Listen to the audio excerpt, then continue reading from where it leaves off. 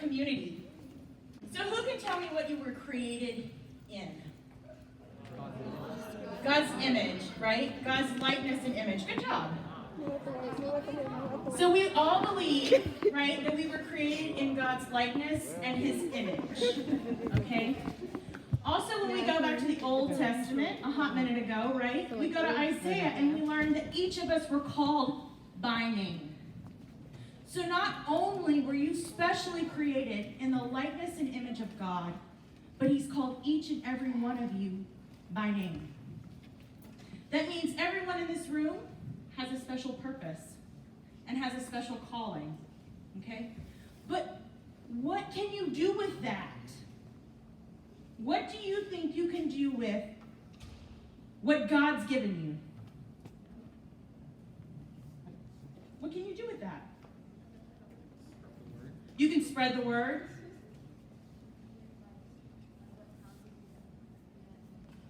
Your talents you have and do it with other people. With other people. Spread the word. What else? Middle school? Get to heaven.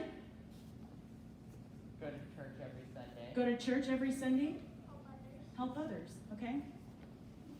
I think all of those answers just had a common thread. Okay? And I want to just think about those answers right now and think in your head, what could have been the common thread about all of them? Community. Good job, right? Never would have guessed. Never would have guessed, right? And the thing about community is it's not self-servant, right? It's not inward, it's outward, okay? Even when someone said church, you don't go to church by yourself, right? It's not just you hanging out there alone. The liturgy literally is about publicly worshiping with others, okay?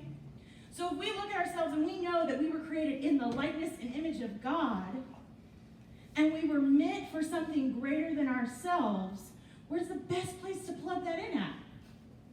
But within your community, okay? So let's just kind of take a step back for a second. What is community? You're all in communities. What kind of communities are you in? You're probably in more than one.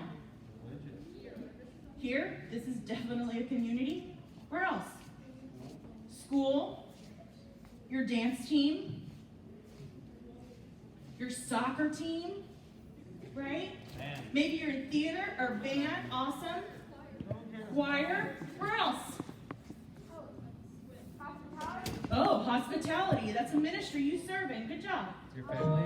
Choir. So, your most quintessential community, though, the one you wake up in every morning is where? At home, in your family, right?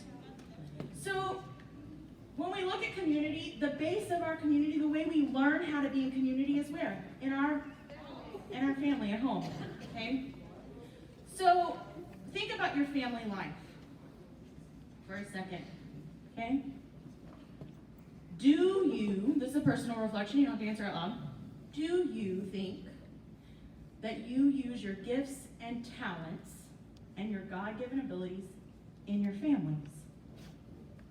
Do you wake up every morning and serve God the way he created you in your family? Okay? Now you wake up, you brush your teeth, you go outside the door, you go to school. When you get to school, do you serve God with your God-given talents at school? Do you do that? Okay, it's after school, the bell rings, you're done, peace out, you're gonna go do your extracurriculars that you like. You're gonna go to band, you're gonna go to soccer, you're gonna go to dance. Do you use your God-given talents and your uniqueness and your calling, some of those vocations you might have talked about last week, in that activity? Okay? Those are things to think about. And you're thinking about them. Oh, why are we thinking about them? Because God created each and every one of you for a special reason. And your community needs you. They need you. Right? Because when we talked about all those examples earlier, was it about serving yourself? No, who were we serving? others, right? So your divine purpose wasn't here to be hoarded to yourself, right? It's to be shared with others. And you, each and every one of you, have a ton of communities that you operate in. Each and every one of you have communities where you have an opportunity to serve others and be a witness to God through your service. How cool is that? So even though you're middle schoolers or high schoolers, you might go at the beginning, oh, I don't really think I have a purpose. Or I don't know what my reason is. Believe me, God gave you a reason. And you're searching, but you're impactful, right? There's a room full of adults here. They're not here for themselves. Who are they here for? They're here for you guys. Because you're part of the community and you're important. Right? How cool is that? Now, before I get too carried away, because we are going to do a little activity. You're all super important, and that's why we're all here. How many of you are Boy Scouts or Girl Scouts, or you have an affinity to build fires? A couple people. This grade is lacking arsons, okay? Back there. Okay, tell me what happens with a fire, okay? You create some hot embers, right? The little coals that are in the fire that keep it going, right? If you separate all those parts of the fire, what happens? It goes out. It dies, it goes out, right? But if you pull all those embers together and you add maybe a little oxygen, what happens? It gets bigger. It explodes, right, with energy, okay? Think back to your baptisms, okay? Miss Gavin, I don't remember my baptism. Well, that's cool. Yours was last week, okay? So maybe you can help them out with this. What were you given at your baptism? You got a baptismal candle. Why is that important? Because it's the light of Christ, right? Okay, all of you close your eyes. No eyeballs. I don't see any eyeballs. I still see eyeballs. Okay? You're in a very large, dark room. Okay? You've been baptized, so you have a candle in your hand. I still see eyeballs. One single flame in this big, vast, dark room. Can anybody see what's on the walls without moving? You're in the middle of it. You can't move. Can you see what's on the walls with your one little flame? No, right? Okay, now add your family to that room. They all have candles too. Can you see a little bit more of the room? Yeah. Now add your friends. They all have candles. Okay, add your church community. They all have candles, right? Now all of a sudden, what can we see in the room? You can see a lot of stuff, right? Okay? So in your baptism, you were given that light of Christ, and again, you were meant to share it.